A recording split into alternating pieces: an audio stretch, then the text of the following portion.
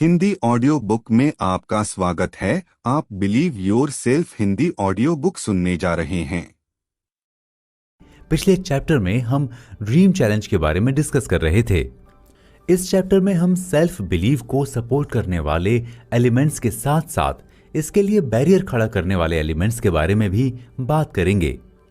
Self believe को support करने का बेसिक एलिमेंट है आकर्षण या अट्रैक्शन।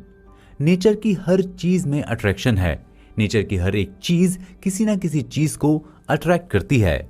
एग्जाम्पल के लिए फुल मून यानी पूर्णिमा के दिन समुद्र में तूफान आता है, या उस दिन समुद्र का रूप वैसा नहीं होता जैसा बाकी दिनों में होता है। उस दिन समुद्र में बड़ी बड़ी लहरें उठती हैं। ऐसे ही मौसम के साथ ये भी डिसाइड होता है कि ये फल इस मौसम में मिलेगा तो वो फल दूसरे मौसम में मिलेगा। यानी अट्रैक्शन का एक कॉन्सेप्ट नेचर के साथ जुड़ा हुआ है। इस बात को यहाँ डिस्कस करने का सेंस ये है कि आपके मन में किसी चीज का अट्रैक्शन होना चाहिए या आपको क्या अट्रैक्ट करता है, ये आपको अपने आप से पूछकर पता लगाना चाहिए। क्योंकि हर एक इंसान के अंदर ईश्वर ने एक पावर दी है। यानी अगर वो इस वर्ल्ड में आया है तो उसका कोई ना कोई पर्पस है, और कोई भी इंसान अपने पर्पस को अपनी पसंद से ही अचीव कर सकता है, क्योंकि नेचर ने एक अट्रैक्शन के साथ ही उसे क्रिएट किया है। जब तक आप किसी चीज को पसंद नहीं करेंगे तब तक आप उसके लिए सपना नहीं देखेंगे, और जब तक आप सपना नहीं देखेंगे तो वो आपकी इमेजिनेशन का पार्ट नहीं बनेगा। लेखक ने जिस इंडस्ट्रियलिस्ट से अपनी मुलाकात के बारे में डिस्कस किया था, बताया था कि वो एक स्मॉल शॉप चलाता था और वो आगे चलकर एक बड़ा इंडस्ट्रियलिस्ट बना है।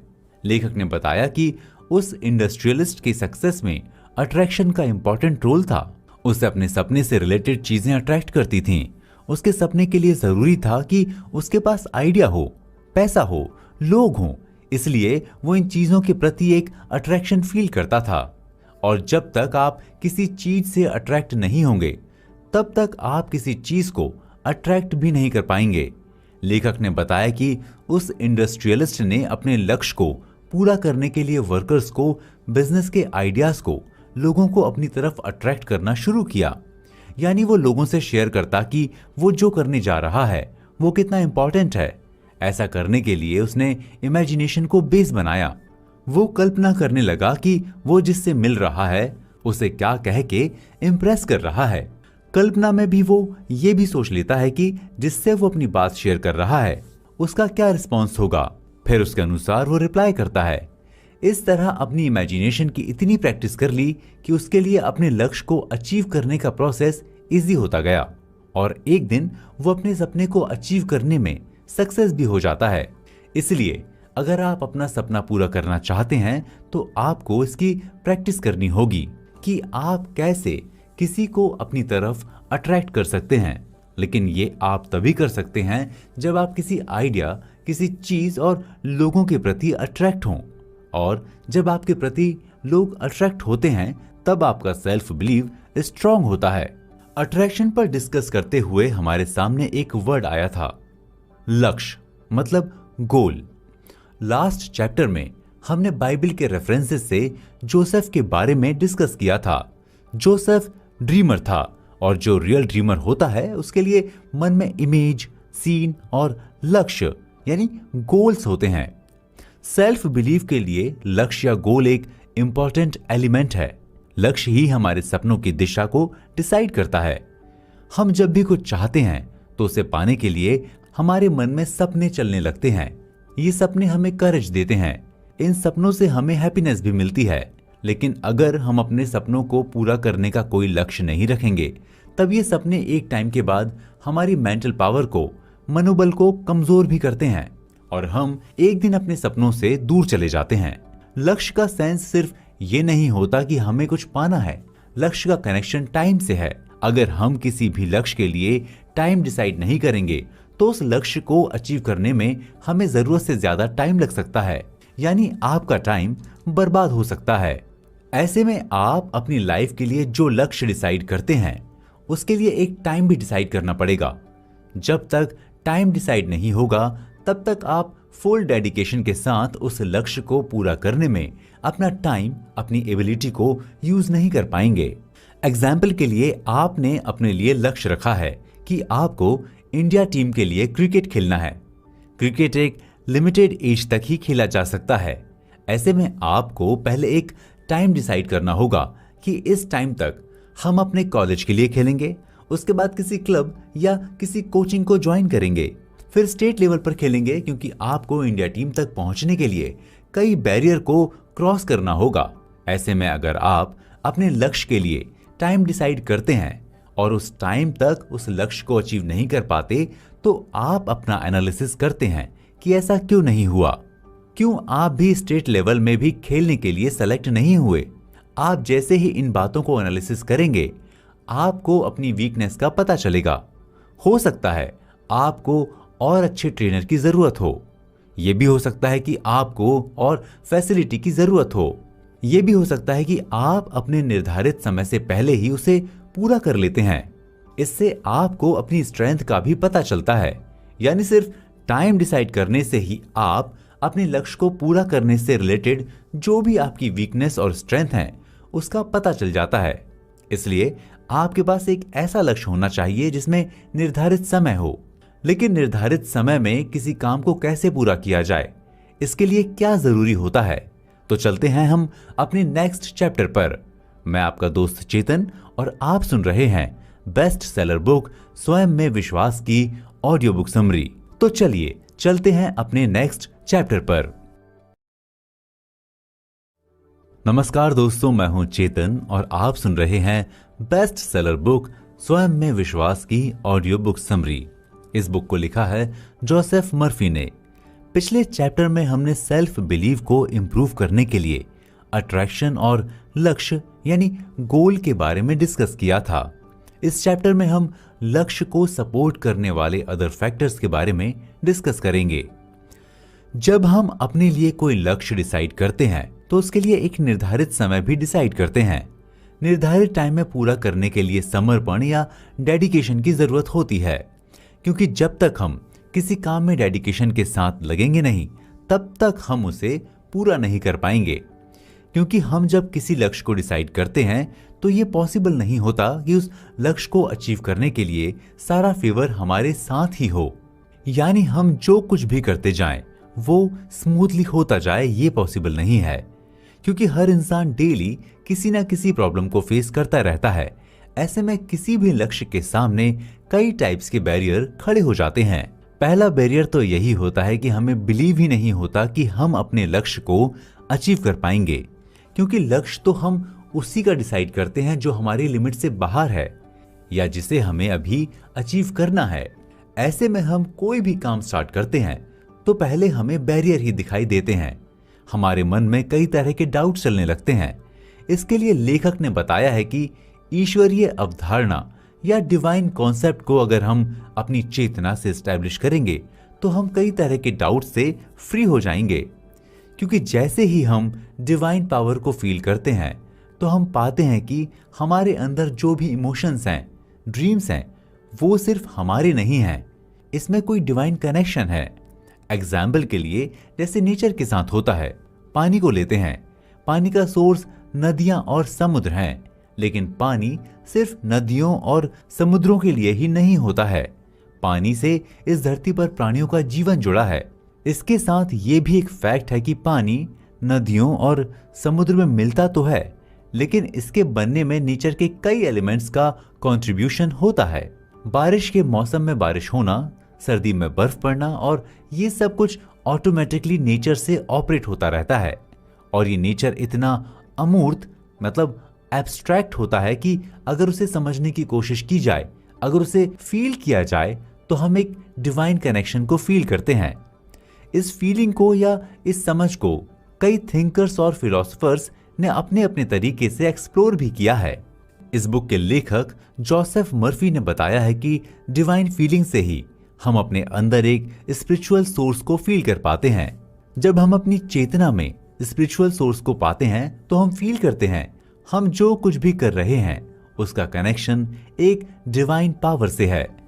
जब हम इस पावर को फील करते हैं तो हमारा बिलीफ अपने सेल्फ को लेकर स्ट्रांग होता है। हम इस कंक्लूजन पर आते हैं कि नेचर की तरह ही हमें भी कोई डिवाइन पावर ऑपरेट कर रही है। जब हम इस बात को समझ जाते हैं तब हम अपने लक्ष्य को डिवाइन का कनेक्शन मानकर उसे अपनी चेतना में एक स्पेशल स्पेस देते हैं। हमारी चेतना में जिस चीज का स्पेस ज्यादा होगा उसका इंपॉर्टेंट भी ज्यादा ही होगा, वही हमारी इमेजिनेशन में भी एक्टिव रहेगा। यानी हम उसी चीज के लिए कल्पना करेंगे जिसे हम अपनी चेतना में इंपॉर्टेंट रोल देते हैं। और जब हमारा लक्ष्य, हमारा सपना हमारे इमेजिनेशन का पार्ट बनता है तभी हमारे मन में उसका एक स्ट्रक्चर या डिजाइन तैयार होता है और फिर हम उस काल्पनिक डिजाइन को हम रियल में करने लग जाते हैं। इसलिए लेखक के अकॉर्डिंग जब हम अपने लक्ष्य को पूरा करने के प्रोसेस में लगते हैं तो अपने अंदर एक स्पिरिचुअल सोर्स को सर्च करना जरूरी हो जाता है। इससे हम लक्ष्य और विश्वास दोनों के प्रति एकाग्र होने लगते हैं। हमारे मन के डाउट्स क्लियर होने लगते हैं। हमारे लक्ष्य के सामने जो भी प्रॉब्लम्स आती हैं उससे हम तो हो सकता है कमजोर या वीक पड़ जाएं, लेकिन उसे कभी गिव अप नहीं करते हैं या छोड़ते नहीं हैं। हमें इस बात का बिलीव होता है कि ईश्वर हमारी हेल्प करेगा, वो ऑपरेट कर रहा है तो हमें रास्ता भी दिखाएगा। यह भी हो सकता है कि जिस प्रॉब्लम को आप फेस कर रहे हो वो प्रॉब्लम आपके लक्ष्य पूरा करने के लिए जरूरी हो, क्योंकि ये कहा जाता है कि हम अपने फेलियर से जितना लर्न करते हैं उतना सक्सेस से नहीं। इन बातों के डिस्कशन से ये क्लियर होता है कि एक निर्धारित समय में अपने लक्ष्य को अचीव करने के लिए डेडिकेशन का इंपॉर्टेंट रोल होता है और इस डेडिकेशन को अपने वर्क का पार्ट बनाने के लिए डिवाइन और स्पिरिचुअल फीलिंग हमें हेल्प करती है। अब यहां सवाल उठता है कि जब डिवाइन पावर हमारी हेल्प करती है तो हमें इतना कुछ करने की जरूरत ही क्यों है? इस सवाल को डिस्कस करने के लिए चलते हैं हम अपने नेक्स्ट चैप्टर पर। मैं हूं आपका दोस्त चेतन और आप सुन रहे हैं बेस्ट सेलर बुक स्वयं में विश्वास की ऑडियो बुक समरी। तो चलिए चलते हैं अपने नेक्स्ट चैप्टर पर। स्पिरिचुअल आई। नमस्कार दोस्तों, मैं हूं चेतन और आप सुन रहे हैं बेस्ट सेलर बुक स्वयं में विश्वास की ऑडियो बुक समरी। इस बुक को लिखा है जोसेफ मर्फी ने। पिछले चैप्टर में हमने सेल्फ बिलीव को स्ट्रॉन्ग करने के लिए डिवाइन पावर या डिवाइन कनेक्शन के बारे में डिस्कस किया था। इस चैप्टर में हम डिवाइन कनेक्शन को और बेटर तरीके से एक्सप्लोर करेंगे। लास्ट चैप्टर में डिवाइन पावर पर बात करते हुए एक सवाल उठा था कि जब डिवाइन पावर हमारी हेल्प करती है तो हमें इतना कुछ करने की जरूरत ही क्यों है? क्योंकि हम हो या आप हो या इस वर्ल्ड की कोई भी चीज, हम सब उस डिवाइन पावर से कनेक्टेड हैं या उसका एक स्मॉल पार्ट हैं। अगर हम इस चेतना को फील नहीं करेंगे, उसे समझेंगे ही नहीं, तो डिवाइन पावर से हम अपने आप को ना तो रिलेट कर पाएंगे ना ही कनेक्ट कर पाएंगे। हम अपने सेल्फ को जागृत करके ही अपने अस्तित्व को या अपने होने को सार्थक बना सकते हैं। डिवाइन ने जैसे हमें बनाया वैसे ही ज्ञान को भी बनाया। ज्ञान के बेस पर ही हम इस वर्ल्ड की मिस्ट्री, नेचर के क्रिएशन और उससे अपने कनेक्शन को समझते हैं। ज्ञान ही हमें समझता है कि स्पिरिचुअलिटी के बेस पर हम डिवाइन फीलिंग के साथ अपने आप को कैसे कनेक्ट कर सकते हैं। यानी जैसे हम डिवाइन पावर के एक पार्ट हैं, वैसे ही ज्ञान भी डिवाइन का एक पार्ट है। अगर हम ज्ञान को अपनी समझ में, अपनी चेतना में शामिल नहीं करेंगे, तब तक हम ये समझ ही नहीं पाएंगे कि हम इस संसार में किस लिए हैं, हमारा रोल क्या है। लेकिन जैसे ही हम इस सवाल का सामना करते हैं, हम अपने ड्रीम्स को लेकर अवेयर होते हैं। हम ये सोचने लगते हैं कि हमारा मन जो सपना देख रहा है उसका रोल हमारी लाइफ में तो है ही, उसका कनेक्शन डिवाइन पावर से भी है। इसलिए उस सपने के अचीवमेंट पर ही हमारी लाइफ मीनिंगफुल हो सकती है। जब हम अपनी लाइफ के मीनिंग को एनालिसिस करते हैं तब हमारे सामने हमारा इंटरेस्ट, हमारी पसंद, हमारा सपना ओपन होने लगता है। हम ये सोचने लगते हैं कि अगर हमने इस सपने को अचीव कर लिया तो हम ये समझेंगे कि हमारा जन्म लेने का कोई सेंस है। फिर हम अपनी एबिलिटी, अपने पावर, अपनी एनर्जी का भी एनालिसिस करते हैं, क्योंकि इसी के बेस पर ही हम अपने सपने को अचीव कर सकते हैं। लेकिन यहीं से हमारे मन में डाउट चलने लगता है। ऐसे में डिवाइन फीलिंग हमारी हेल्प करती है। हम स्पिरिचुअलिटी के बेस पर उस डिवाइन एनर्जी को अपने अंदर फील करते हैं। तब हम ये नहीं सोचते कि हमने जो काम स्टार्ट किया है वो पूरा होगा या नहीं। हम उस काम में एक डेडिकेशन के साथ लग जाते हैं, क्योंकि उस काम को हम ईश्वर के द्वारा दिया गया काम मानकर करने लगते हैं। यानी हम जो कर रहे हैं उसमें डिवाइन का सबसे इंपॉर्टेंट रोल है। ये बुक भी हमें यही समझाने की कोशिश करती है कि कैसे हम एक स्पिरिचुअल फीलिंग के बेस पर अपनी लाइफ को एक नया मीनिंग देते हैं। लेखक ने वर्ल्ड के फेमस पोएट जॉन मिल्टन का एग्जाम्पल देते हुए बताया है कि मिल्टन अंधे थे, लेकिन उन्होंने अमेजिंग कविताएं लिखी। उनकी बुक पैराडाइज लॉस्ट आज भी लिटरेचर लवर्स के लिए एक फेवरेट बुक है। मिल्टन ऐसा कैसे कर पाए, जबकि पोएट्री के बारे में कहा जाता है कि बिना देखे, बिना एक्सपीरियंस के कोई नहीं लिख सकता। लेखक ने बताया कि मिल्टन ने अपने अंदर की आंखों से देखा है। अंदर की आंख का सेंस यहां पर स्पिरिचुअलिटी से है। यानी मिल्टन के लिए इमेजिनेशन उनकी स्पिरिचुअल आइज थी। इसी स्पिरिचुअलिटी के बेस पर उन्होंने टाइम, प्लेस और थिंग के बीच के डिस्टेंस को खत्म किया, और इसी स्पिरिचुअलिटी से मिल्टन ने इनविजिबल प्रेजेंस या अदृश्य उपस्थिति और डिवाइन के ट्रूथ को एक्सप्लोर किया और लोगों के सामने रखा। यानी स्पिरिचुअल आइज सबके अंदर होती हैं। इसके बिना हम किसी भी चीज को डीपली ना तो समझ सकते हैं और ना उससे कोई कनेक्शन फील कर सकते हैं।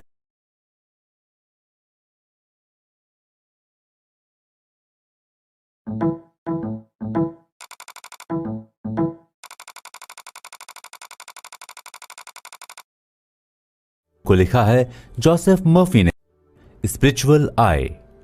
नमस्कार दोस्तों, मैं हूं चेतन और आप सुन रहे हैं बेस्ट सेलर बुक स्वयं में विश्वास की ऑडियो बुक समरी। इस बुक को लिखा है जोसेफ मर्फी ने। पिछले चैप्टर में हमने सेल्फ बिलीव को स्ट्रॉन्ग करने के लिए डिवाइन पावर या डिवाइन कनेक्शन के बारे में डिस्कस किया था। इस चैप्टर में हम डिवाइन कनेक्शन को और बेटर तरीके से एक्सप्लोर करेंगे।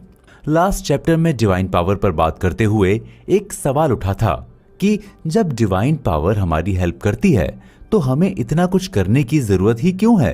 क्योंकि हम हों या आप हों या इस वर्ल्ड की कोई भी चीज, हम सब उस डिवाइन पावर से कनेक्टेड हैं या उसका एक स्मॉल पार्ट हैं।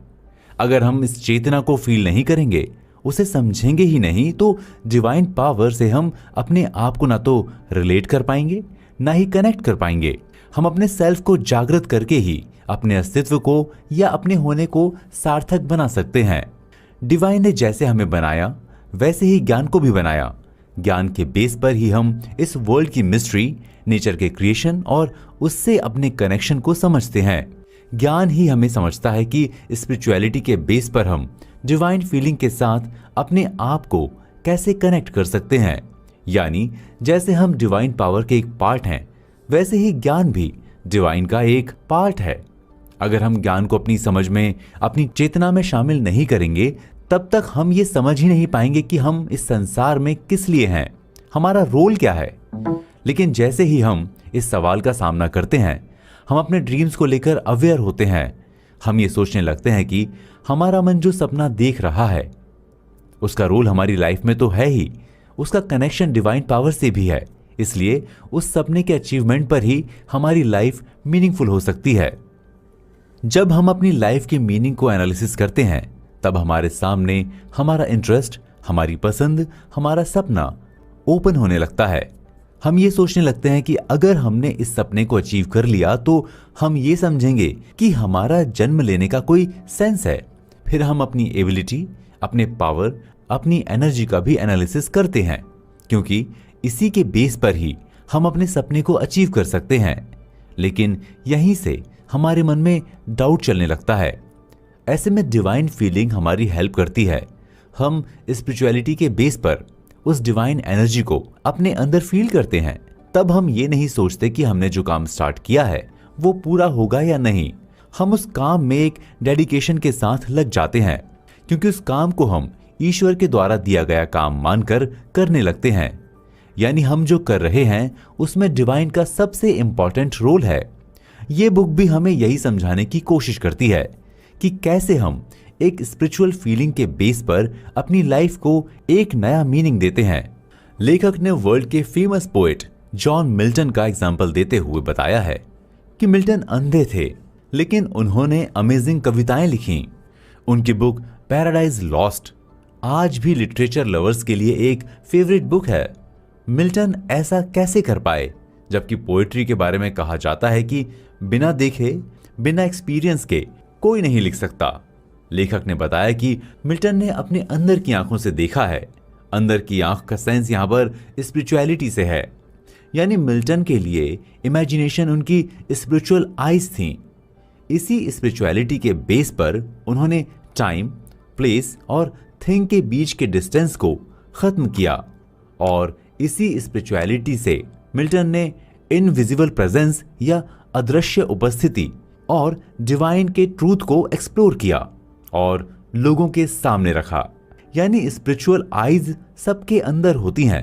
इसके बिना हम किसी भी चीज को डीपली ना तो समझ सकते हैं और ना उससे कोई कनेक्शन फील कर सकते हैं। अब यह सवाल उठता है कि स्पिरिचुअल फीलिंग को हम कैसे फील करें।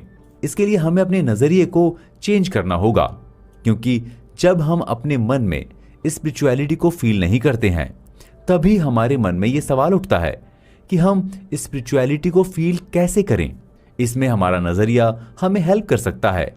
लेकिन सच तो यह है कि लाइफ के बारे में अधिकांश लोग निराशावादी नजरिया रखते हैं। जनरली ऐसे लोग हर चीज को लेकर नेगेटिव अप्रोच रखते हैं। इसीलिए ऐसे लोग होपलेस होने के साथ फ्रस्ट्रेटेड होकर अपनी पूरी लाइफ को डिस्ट्रॉय यानी बर्बाद कर देते हैं। आज के टाइम को कमर्शियल टाइम कहा जाता है। हर चीज में एक कमर्शियल पहलू देखा जाता है, यानी इस टाइम में बिजनेस का इंपॉर्टेंट रोल है और बिजनेस वर्ल्ड में सही नजरिए को ही इंपॉर्टेंस दिया जाता है।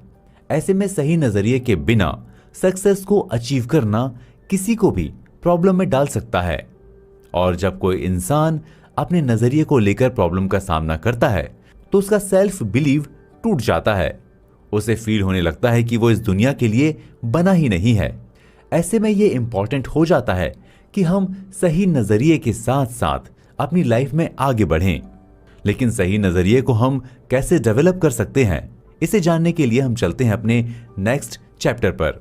मैं आपका दोस्त चेतन और आप सुन रहे हैं कुकू एफएम पर बेस्ट सेलर बुक स्वयं में विश्वास की audio book summary.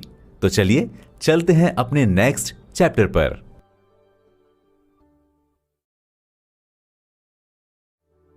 Mental attitude. नमस्कार दोस्तों, मैं हूं चेतन और आप सुन रहे हैं बेस्ट सेलर बुक स्वयं में विश्वास की ऑडियो बुक समरी। इस बुक को लिखा है जोसेफ मर्फी ने। पिछले चैप्टर में हमने डिस्कस किया कि डिवाइन पावर या डिवाइन कनेक्शन के लिए हमें अपने अंदर देखना होता है, यानी स्पिरिचुअल आइज या आध्यात्मिक आंखों के बेस पर ही हम डिवाइन से अपने कनेक्शन को देख सकते हैं और उसे फील कर सकते हैं। साथ में हमने डिस्कस ये भी किया कि हमारा नजरिया स्पिरिचुअल फीलिंग में हेल्प करता है। इसलिए इस चैप्टर में हम अपने नजरिए को डेवलप या इंप्रूव करने के बारे में डिस्कस करेंगे। नजरिया। नजरिए को मानसिक नजरिया या मेंटल एटीट्यूड भी कहा जाता है। जब आप लोगों पर, सिचुएशंस पर, कंडीशंस पर या फिर किसी भी चीज पर आपके मन के जो रिएक्शंस होते हैं, उसे ही नजरिया कहते हैं। आपके अपने कलीग्स के साथ कैसे रिलेशन है, आप ह्यूमन के बारे में क्या सोचते हैं, एनिमल्स को लेकर आपके क्या इमोशंस हैं, इस दुनिया को आप अपने फेवर में पाते हैं या अगेंस्ट में, यानी आप किसी चीज के बारे में जैसा सोचते हैं, जैसा ओपिनियन रखते हैं, उससे ही आपके नजरिए का पता चलता है। हमारा नजरिया यानी एटीट्यूड तब गलत होता है जब हम नए थॉट्स को लेकर न्यूट्रल रहते हैं या उस पर बिलीव नहीं करते। हमें ओल्ड थॉट्स या ओल्ड बिलीव ही इंप्रेस करते हैं। हम किसी न किसी पूर्वाग्रह से कनेक्टेड रहते हैं और ये समझते हैं कि हम जो कर रहे हैं या सोच रहे हैं वही सही है। लेखक ने अपना एग्जाम्पल देते हुए नजरिए की इंपॉर्टेंस को बताया है। एक बार जोसेफ ने पुनर्जन्म पर एक आर्टिकल लिखा। जहां जोसेफ मर्फी का लेक्चर होने वाला था, वहां के चर्च के बुक काउंटर पर यह आर्टिकल पैम्फलेट के रूप में सेल के लिए रखा गया था। वहां इस पैम्फलेट का सेल स्टार्टिंग में बहुत कम हुआ, क्योंकि काउंटर पर जो सेल्स गर्ल थी वो पुनर्जन्म के कॉन्सेप्ट के अगेंस्ट थी। तब जोसेफ मर्फी ने उसे बताया कि बाइबल की एक स्टोरी के बेस पर मैंने ये लिखा है, जब वो बाइबल के रेफरेंस और स्टोरी के प्लॉट के बारे में जान गई तब वो इस आर्टिकल को लेकर एक्साइटेड हो गई। इसका रिजल्ट ये हुआ कि जब तक मर्फी का लेक्चर समाप्त हुआ तब तक सारे पैम्फलेट बिक गए। यानी जैसे ही नजरिया चेंज हुआ सब कुछ चेंज हो गया। आप सही नजरिया तभी इंप्रूव या डेवलप कर सकते हैं जब कोई भी एक्सटर्नल फोर्स या बाहरी चीज आपके मन की परमिशन के बिना आपको डाइवर्ट नहीं कर सकती। यानी आप अपने मन से एग्री होंगे तभी आप किसी बात से दुखी हो सकते हैं या किसी से हेट कर सकते हैं। अदरवाइज आपके मन पर कोई भी इफेक्ट नहीं डाल सकता।